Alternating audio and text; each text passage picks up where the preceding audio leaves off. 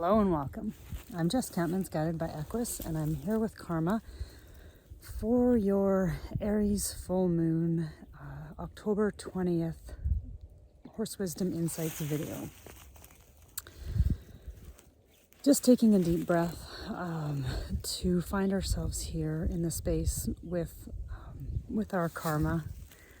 This is my Karma, and she has been profound in helping me find out so much about myself and my relationship to what I guess I would call my purpose. And our purpose is finding alignment with where we're imbalanced or where we're out of balance or where we're out of alignment with something. And that feels like that's really been the progression of these last, few years, but definitely a few months and this week in relationship to the coming of the end of October and the beginning of Scorpio season, which is a deep dive into all of those parts that are our fears and the places that we keep secret from ourselves and others. But this Aries full moon that is illuminating and bringing to light our relationship with ourselves, essentially. And our relationship with ourselves involves our karma and what we came here to progress through as a soul. And in the ways that we do that is often informed through challenges and struggles, and call them hardships, to bring about a test of vitality, of strength, of resolve, of commitment, in something where we find ourselves tested and tried to see what is true, not necessarily for the world at large, but for us. Because what is true for us, which is that thing which can be felt deep within us, is really being, I want to say, sparked and ignited right now to help guide us into a more, and maybe these are my words because these are all things that I've recognized that my relationship to the reason I came here and my soul's growth is a more harmonious relationship with self. Because when we have harmony with self, we become more authentic, more self-governed, more authoritative in our knowing of who we are and what we're here for and why we're here. And when we know that, we can stand strong and true for who we are. And this actually sounds very Canadian, like our national anthem. But we as Canada, as a nation, are one of, if not the youngest country, I'm pretty sure we're the youngest country almost that exists in the world. And yet we're built on a platform of very many cultures that are in communion with the land, as well as the ancestry of all of the world that has come here to kind of bring forth something that is very authentic to this climate and this environment, which faces a lot of extremes.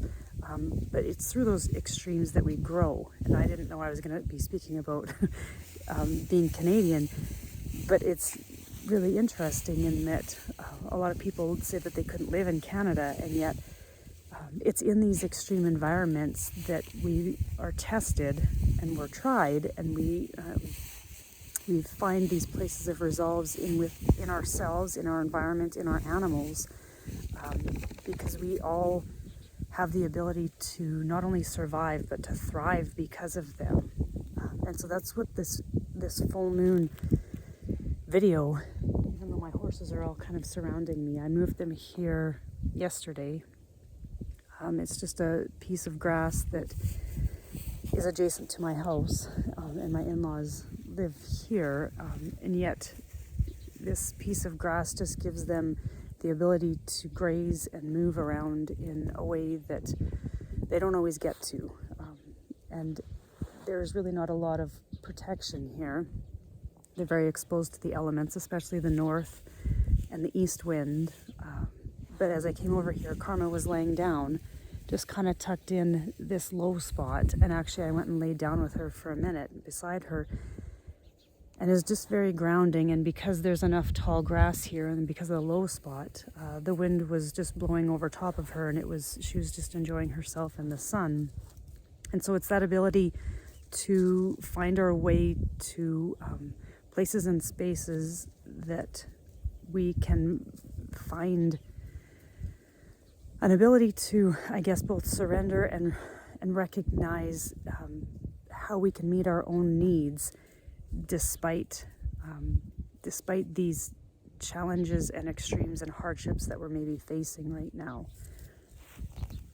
And I feel like I want to say everybody's deserted me, but that's actually not true. I have surf kind of right over there, and then the other, I think there's 7 here, so the other 6 are up there, kind of in the north. And it's funny that they're all in alignment with each other. Or sorry, that's the south, with surf in the north. And moving into this, I want to call it a really liminal time in conjunction with Halloween and the Scorpio season, is that the north and south are representative of where we come from in the darkest and deepest part of our astrology, that place that's most underground, that is most hidden, and it requires a lot of digging up of aspects. And the north is our ancestors, and also in relationship to our astrology, our right relationship to becoming a member of society, like what we're here to do, the work we contribute to the world. And we think of work as something, that we maybe go to a job for, but our work is symbolic of who we are as we come here to do the work that will help us actually personally evolve.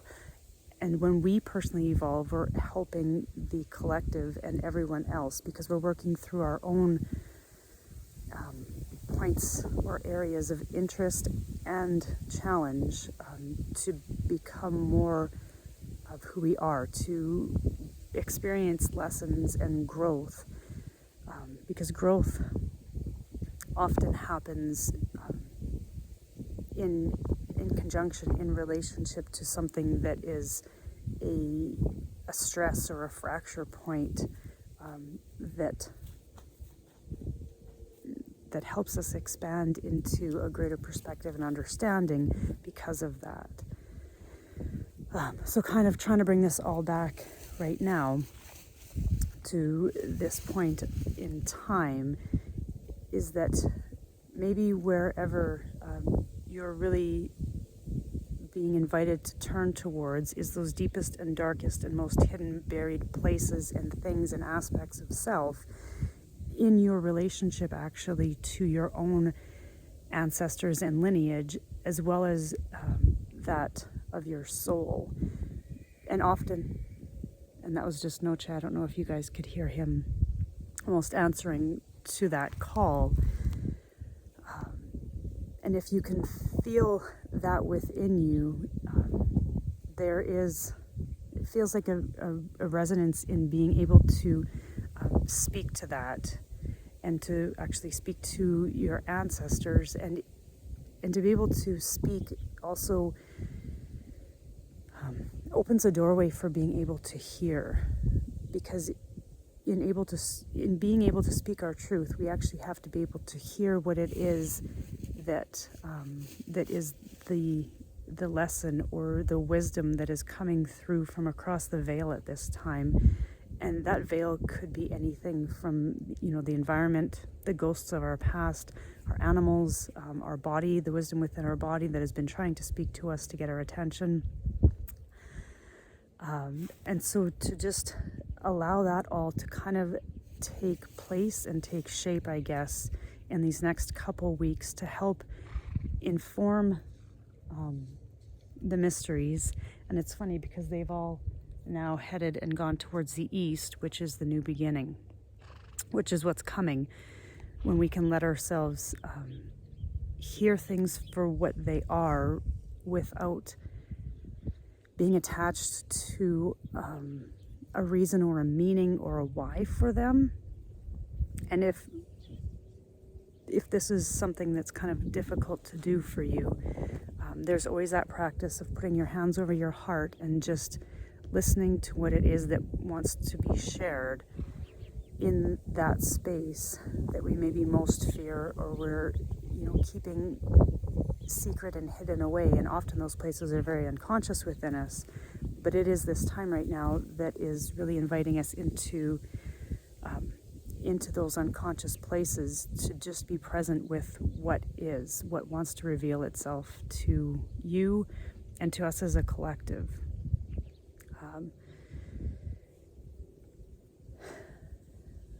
And the word offering keeps coming. It's offering a doorway into both the past and the future through being able to access that informing wisdom.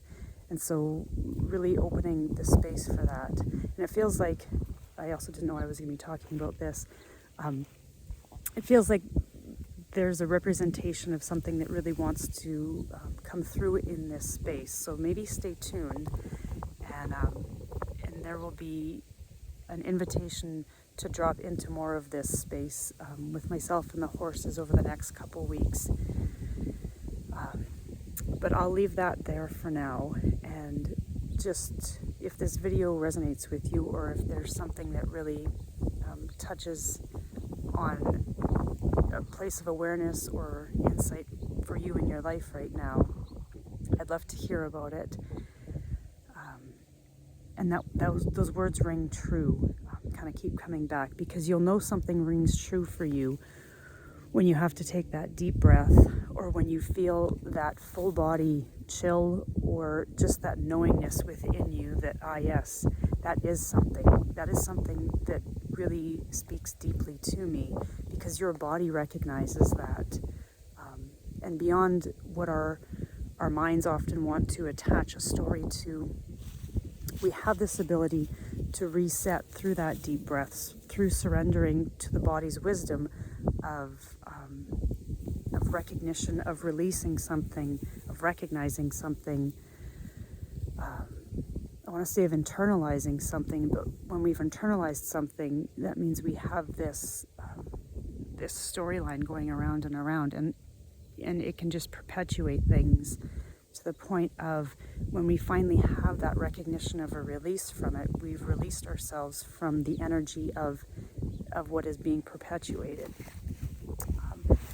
So with all of that, they've all headed into the east now. I don't know if you guys can kind of see them way out back there. But stay tuned for more HorseWisdom Insights. This is an exploration of my own into this right now, which is why I'm feeling called to only do these videos on the new and full moon, to just kind of step back into my own life and really see what is coming through for me without having to be super present in a space for you guys too. And yet what all of this is just an invitation for each one of us to go deep into the work for ourselves that will help bring us, I guess I want to say, the lessons and the growth and the informing wisdom that already exists within us as a soul, and it's just creating the space for that to be able to come to light. So from myself and Dasha and the horses that are all back there, much love, and stay tuned for more from Guided by Equus.